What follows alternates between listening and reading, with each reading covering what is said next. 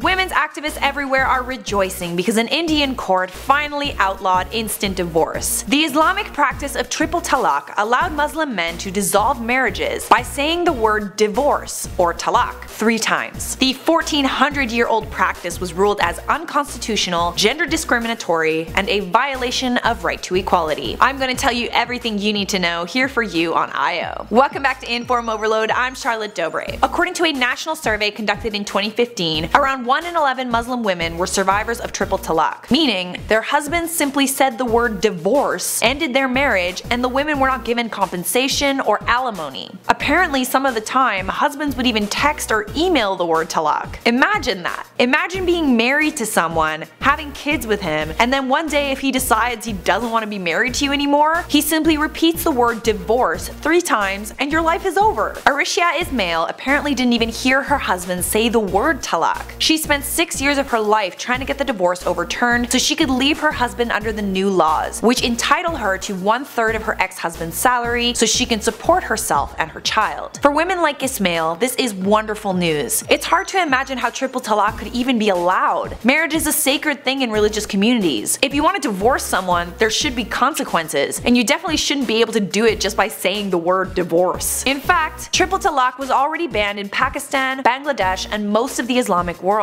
The only reason why it still existed in India is because Islamic authorities have been reluctant to give up a man's power to instantly leave their wives. They argue, well, if you get rid of this law, then you're gonna get rid of all Islamic laws. Religious communities in India are allowed to follow religious laws when it comes to things like marriage, divorce, inheritance, and adoption. There are around 90 million Muslim women in India, many of which are poor and undereducated. Being poor and undereducated means you don't have the capability to take your husband to court or campaign against triple talaq. This court ruling is a victory for Muslim women, something that's been in the works for 10 years. At this time, the law still needs to be passed, but once the government approves it, life in India will be a little more fair for Muslim women. That is all for now, and thank you for watching IO.